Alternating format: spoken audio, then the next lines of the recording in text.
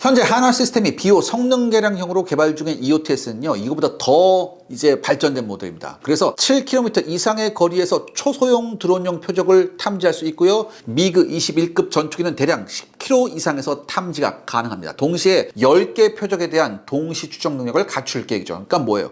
거의 2배 이상 성능이 점프하는 겁니다.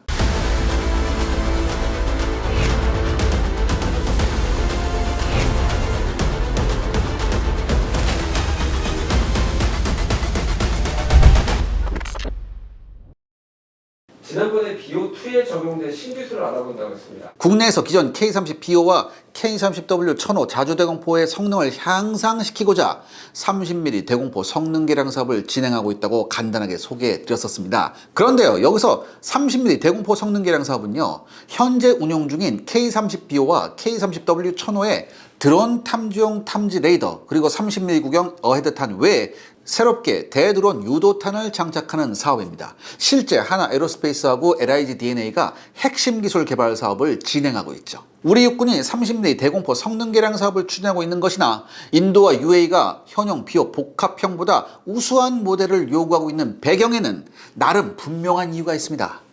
저희 샤벨 군사연구소에서 이미 소개했듯이 과거에 이 한화 디펜스는요, 사우디 육군의 신형 방공포 사업에 발맞춰서 지난 2018년에 K30BO를 사우디에 한번 보냈었어요. 그리고 이때 BO의 한계성이 여지없이 드러났죠. 간단히 복귀해보면요, 일단 BO의 레이더가 작은 드론을 탐지하는 데 실패합니다.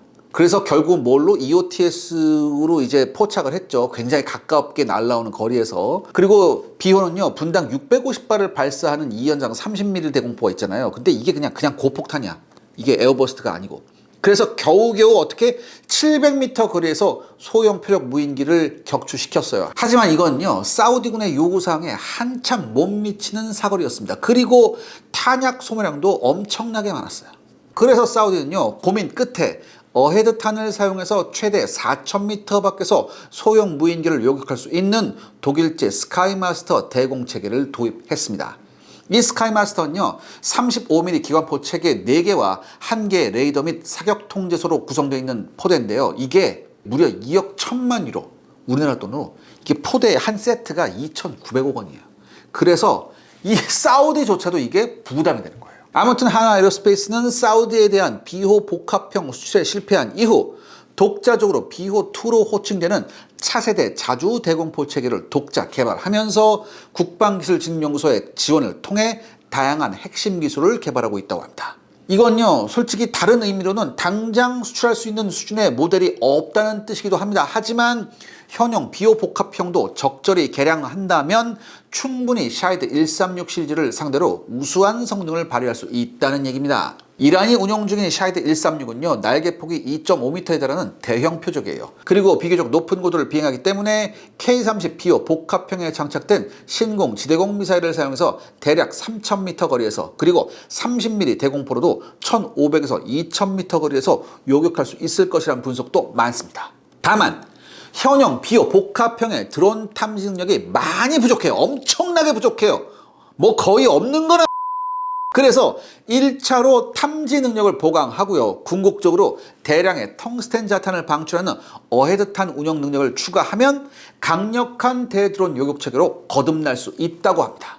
그런데 이미 기회가 있었다고 하는데요. 네, 이게 진짜 너무 아쉬운 건데, 솔직하게 우리 국방과학연구소가 2000년대 초반에 1005 차량용 대공포 사업을 시작하면서 북한 무인기 위협과 순항미사일 위협에 대응해서 어헤드탄 개발 사업을 제안했었어요. 이미 2000년에. 그래서 당시 국방과학연구소의 제안대로 30mm 어헤드탄을 개발했더라면 중동 시장과 유럽 시장에 최소 1000대 이상의 비호 혹은 1005 대공포 체계의 수출이 가능했을 겁니다. 하지만 당시 분위기는 어헤드탄 개발은커녕 무기체계 개발을 감독하는 무기개발분석위원회가 차량용 대공포를 불필요 사업으로 분류하는 바람에 사업 자체가 취소될 위기에 내몰린 상황이었어요. 물론 당시에도 이유는 있었죠. 왜냐? 당시 정부는요, 2010년에 있었던 천안함 침몰 사건하고 연평도 포격 사건을 겪었습니다. 그래서 당장 북한 잠수함과 포병에 대응할 수 있는 신무기 체계 확보가 시급했던 시절입니다. 그래서 현재 KT-SSM 전술 탄도미사일 개발 사업이 당시 결정됐고요. 해군을 위한 통합 음탐기 개발 사업 등에 막대한 예산이 투입됐죠. 결국 당장 긴급하지 않다고 판단된 몇몇 국방 사업을 포기할 수밖에 없었습니다. 그리고 당시 잘려나간 사업 중에는 한국형 공대공 미사일 개발 사업과 함께 K-30W-1000호를 위한 어뢰탄 개발 사업이 있었습니다. 이 아쉬운 선택으로 인해서 현재 KF-21 보라매와 K-30BO의 수출에 발목이 잡히고 있는 거죠. 그나마 다행스러운 점은 우리 해군이 CIWS-2 개발 사업을 진행하면서 30mm 어뢰탄 개발 사업을 추가로 진행하고 있었고요. K-30BO와 K-30W-1000호를 위한 신기술 개발 사업이 진행되고 있다는 것입니다. K-30BO는 2003년부터 배치가 시작된 오래된 모델이기 때문에 현재 부품 단종이 아주 심각한 상황입니다. 그래서 국방기술진흥연구소는 핵심 부품 국산화 사업을 활용해서 비호를 구성하는 핵심 전투체계를 개발하면서 드론 시대에 대응해서 그 성능을 대폭적으로 강화하고자 하고 있습니다. 국산화 사업이 진행되는 비호용 부품으로는요, 2차원 대공 레이더, 유관 조준기, 사격 통제 장치가 있고요. 이렇게 되면 사실상 비호의 사격 통제 시스템 전부를 교체하는 겁니다. 구체적인 성능 강화 내용도 알려주세요. 그럼 새로운 사격 통제 장치를 장착한 비호는 어떤 성능을 발휘할 수 있을까요? K-30BO 복합형에 장착된 현용 MPS-1 레이더는요, 1990년대에 전투기 탐지용으로 개발된 모델이에요. 그쵸? 90년대면 지금 한 40년 전, 35년, 40년 전이에요. 네. 그러니까 이때 당시 기술로는요, 무인기용 소형 표적 탐지가 못해요. 없어요. 어불성설이에요. 그런데요, 이거와 비교해서 신형 레이더는요, 최신 질화갈륨 증폭 소자를 사용하는 A사 방식의 3차원 엑스밴드 레이더 기술을 적용할 계획입니다. 이걸 현재 LIDNA가 개발 사업을 진행하고 있죠. 자세한 성능은 대외비지만 관계자는 최소 7km 밖에서 초소형 드론을 탐지할 수 있는 성능을 갖출 계획이라고 설명해 줬습니다. 하나에로스페이스는 BO2에 탑재될 예정인 성능 개량형 EOTS를 2023년부터 2026년 올해까지 개발할 계획이고요. 그리고 이미 기본 성능을 발표한 바 있습니다. 한화의 공개자를 보면요, 현재 BO 복합형에 장착된 미국 레이시온, 지금 이제 RTX사죠. 이 RTX사제 EOTS 장비의 가격이 대당 19억 원에 중량이 이게 265kg이에요. 근데 이런 주제에 소형 무인기 탐지 거리는요, 3km입니다. 그리고 항공기용 표적은 7km 정도예요. 그런데 이거와 비교해서 K-30-1000호를 위해서 한화 시스템이 개발한 EOTS는요, 대대급 무인기로 사용 중인 리모-I, 이게 RCS 레이더 크로스 섹션이 0.03제곱미터 정도 돼요. 이거 굉장히 작죠. 요거를 5km 밖에서 탐지할 수 있고요. 5개 표적에 대한 동시 추적이 가능합니다. 현재 한화 시스템이 비호 성능 개량형으로 개발 중인 EOTS는요, 이거보다 더 이제 발전된 모델입니다. 그래서 7km 이상의 거리에서 초소형 드론용 표적을 탐지할 수 있고요. 미그 21급 전투기는 대략 10km 이상에서 탐지가 가능합니다. 동시에 10개 표적에 대한 동시 추적 능력을 갖출 계획이죠. 그러니까 뭐예요? 거의 2배 이상 성능이 점프하는 겁니다. 추가해서 육군은 드론과의 교전거리를 3,000m 이상으로 높이고자 헤드탄 운영 능력을 요구하고 있고요. 육군은 LIDNA가 풍산과 함께 CIWS-2용 30mm 어뢰탄을 개발하고 있기 때문에 이 기술을 그대로 활용할 수 있을 것으로 보고 있습니다. 아쉬운 점은 비호 복합형을 위한 신형 레이더와 EOTS가 향후 2, 3년 안에 개발 완료될 예정인 것과 비교해서 30mm 어헤드탄은 기술적 복잡성으로 인해서 2030년대가 넘어서야 배치가 가능하다는 겁니다. 그러니까 여러분 어떻게 돼요? 예산과 인력을 더 투입해서라도 보다 서두를 필요성이 있습니다. 대드론용 요격 미사일도 있다고 했는데요. 육군본부가 발표한 30mm 대공포 성능 개량형 사업에서는요, 현재 비호용으로 개발 중인 신장비 외에 새롭게 대드론 유도탄을 요구하고 있습니다. 그렇기 때문에 이 부분도 자세하게 한번 볼 필요가 있어요. K-30BO가 이미 신공을 운용하고 있음에도 육군이 대드론 유도탄을 요구하고 있는 배경에는 뭐가 있냐? 돈이 있습니다. 비용 문제가 있어요. 신공 미사일의 발당 가격이 최소 1억 8천만 원입니다. 이거하고 비교해서 샤이드 136 이제는 여러분 다 알죠? 2만 달러 3천만 원 정도예요. 그러니까 이게 뭐야? 이게 채산성이 안 맞죠. 그래서 육군은요, 러시아의 판치르나 미국의 뱀파이어 사례를 반영해서 드론 요격에 특화된 저가형 대드론 유도탄을 원하고 있습니다. 러시아 우크라이나 전쟁에 투입된 러시아의 판치르 S1 대공자주포는요, 기본적으로 사거리 20km급 5726E 지대공 미사일 12기를 운용하고 있습니다. 하지만 이 미사일은요, 드론을 요격하기엔 너무 비쌉니다. 그리고 탑재 수량 한계도 분명해요. 그래서 러시아는 TKB-1055라는 새로운 대드론 전용 미사일을 개발해 운용하고 있습니다. 이 TKB-1055 대드론 미사일은요, 5726E 지대공 미사일 한 발 탑재 구역에 4발을 탑재할 수 있습니다. 그래서 판치르 S5는 이론적으로 48발까지 TKB-1055 대드론 미사일을 운용할 수 있는 거죠. 그리고 이 TKB-1055 대드론 미사일의 사거리는 0.5에서 7km 수준입니다. 무엇보다 가격이 기존 미사일에 비해서 3분의 1 수준으로 감소했습니다. 다른 참조 모델로는요, 미국 L3 해리스가 개발해서 현재 우크라이나 전쟁에서 활약하고 있는 뱀파이어 대드론 시스템이 있습니다. 뱀파이어는 EOTS 광학 장비를 사용해서 드론을 탐지하고요, 요격 미사일로 미국의 표준형 레이저 유도 로켓인 APKWS-2를 사용하고 있습니다. 여기서 APKWS-2는요, 직경 70mm짜리 표준 로켓탄에 반능동 레이저 유도 기능을 추가함으로써 1m 이하의 정밀도를 확보하고 있습니다. 하지만 1m급 정밀 유도로는 부족했기 때문에 대드론용 APKWS-2는요, 소형 드론 표적을 감지할 수 있는 레이저 근접 신관을 추가로 장착하고 있습니다. 미국은 우크라이나에 최소 14대 이상의 뱀파이어 체계를 제공했고요. L3 해리스 측은 뱀파이어가 소형 드론, 그러니까 보통 이제 고도 한 360m에서 속도 한 시속 200km 나온 거, 요거부터 시작해서 고도 5,500m를 비행하는 중형 드론 한 600km 이상 되는 거죠. 그 중량이. 그리고 속도가 시속 한 450km 정도 되는 거, 이것까지 요격할 수 있다고 밝혔습니다. 뱀파이어 운영 방식은요, 야전 방공망을 통해 표적 접근 정보가 제공되면 AI 기반 지휘 통제 소프트웨어가 표적을 분석함과 동시에 종말 유도까지 수행합니다. 무엇보다 뱀파이어가 사용하는 APKWS-2 유도 로켓은요, 발당 가격이 25,000달러, 3,500만 원 정도예요. 그러니까 뭐야, 채산성이 맞지, 이때부터. 그리고 크기가 전장이 1.88m에 중량도 15kg밖에 안 됩니다. 그러니까 뭐예요, 대량 탑재가 가능해요. 시청자 여러분들의 구독과 좋아요는 영상 제작에 정말 큰 도움이 됩니다. 여러분들 부탁드리겠습니다. 구독과 좋아요. 그렇다면 우리의 선택은 어떻게 될까요? 우리 군이 언제나 아쉬운 점이 뭐냐? 선진국과 비교해서 항상 한 단계 정도 뒤처진 무기를 운용하고 있다는 겁니다.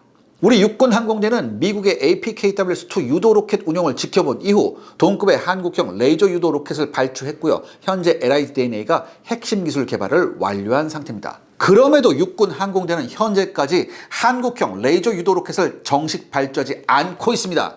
그러니까 기술만 존재할 뿐 양산 제품이 존재하지 않아요.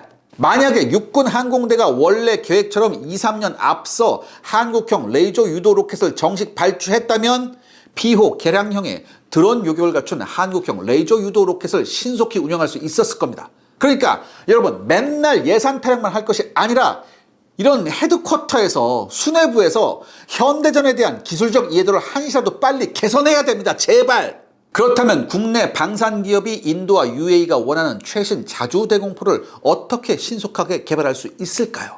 국내 전문가들은 K30BO 복합형의 성능 개량 사업을 최대한 빨리 진행하면서 비공 유도 로켓을 대드론 요격용으로 개량해서 K30BO 복합형에 신속히 통합해야 한다고 말하고 있습니다. 비공은 널리 알려졌듯이 북한의 공기부양전과 상륙정에 대응하고자 개발된 적외선 유도식 미사일입니다. APKWS-2와 동일한 직경 70mm짜리 표준 로켓을 사용하고 있죠. LIDNA 관계자는 비공의 드론 추정용 소프트웨어만 추가하면 충분히 대드론용 운영이 가능하다고 설명해줬습니다. 물론 추가로 대드론 감지용 근접신관 장착이 필요하지만 국내에서는 이미 신공을 위해서 레이저 근접신관을 개발했어요. 그렇기 때문에 이 기술을 활용하면 됩니다. 미국의 뱀파이어 대드론 요격체계에서 사용 중인 APKWS-2 대드론 요격탄은요, 우수한 성능과 낮은 가격을 자랑하지만 레이저 유도 방식이란 한계로 인해서 한 번에 한 개 표적만 교전할 수 있어요. 이와 비교해 우리의 비공은요, 적외선 영상 유도 방식을 사용하기 때문에 제대로 개발한다면 동시에 다수 표적을 요격할 수 있습니다. 그런데요, 여러분, 상황이 조금 골치 아파졌습니다.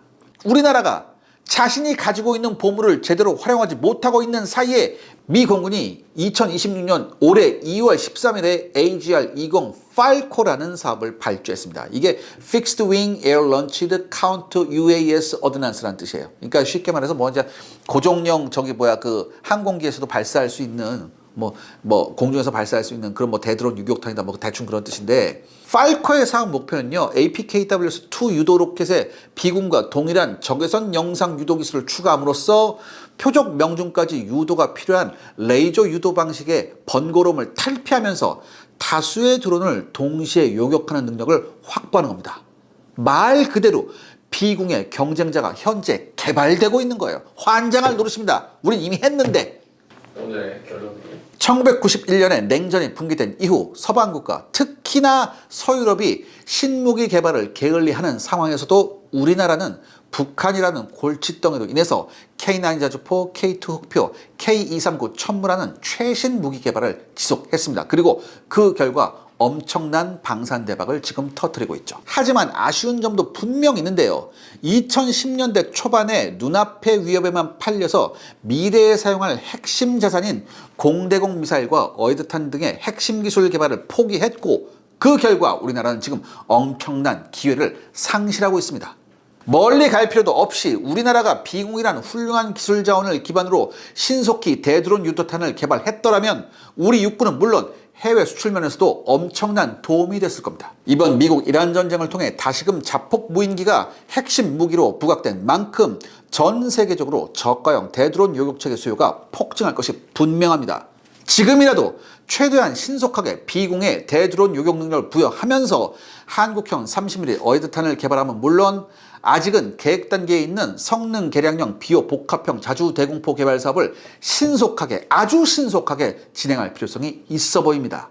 우리나라의 방위 산업이 미국 이란 전쟁으로 인해 촉발된 막대한 저가형 대드론 요격 무기 시장을 허무하게 날려버려서는 안 됩니다. 기술 다 있는데 지금 이거 뭐 하는 겁니까? 이제는 국가와 사회가 나서서 더 적극적인 투자를 할 때입니다. 시청자 여러분 안녕하십니까? 지난번에 저희 채널에서 도서 펀딩을 한번 했던 적이 있었습니다. 기억하시는지 모르겠는데 우리 시청자 여러분의 성원에 힘입어서 책이 이렇게 출간이 되었습니다. 바로 권동현 작가님의 전쟁 그림으로 말하다, 이 책인데요. 외국에 오스프리가 있다면 우리나라에는 바로 이 책이 있다. 여기 좀 엄청납니다. 이게 20세기 이후의 모든 전쟁을 다 다루고 있습니다. 20세기, 21세기 일어났던 대부분의 전쟁을 그림으로 표현하고 놨고, 당시에 이렇게 전투 상황이나 장비들, 복장들, 그다음에 여러 가지 무기들 이런 게 꼼꼼하게 빠짐없이 이렇게 소개되어 있습니다. 이렇게 소개되어 있기 때문에 굉장히 그림체도 수려하고요. 보기에 편하고 여기에 이제 적혀 있는 내용들도 알찹니다. 그러니까 20세기, 21세기의 전체 전쟁의 흐름을 이 책 한 권으로 충분히 흐름을 따라가실 수 있는 그런 책이라고 생각합니다. 아주 좋은 책이니까 여러분들 꼭 이 책 한번 봐주시기 바랍니다. 제가 감수했거든요. 제가 감수했으니까 제가 자신 있게 여러분들께 권해드리겠습니다.